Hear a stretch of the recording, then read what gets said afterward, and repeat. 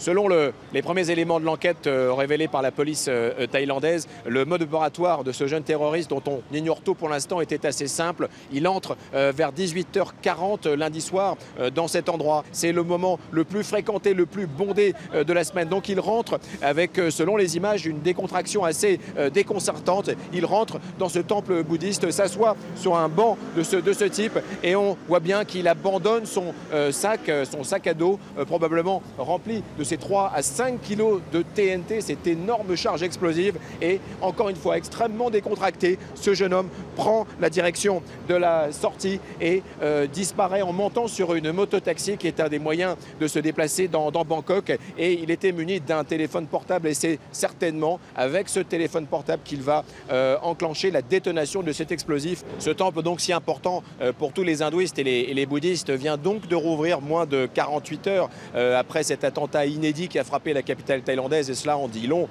sur cette tentative de retour à une forme de normalité. D'ailleurs, la vie est en train de reprendre peu à peu dans ce quartier, malgré un grand nombre de questions qui restent sans réponse.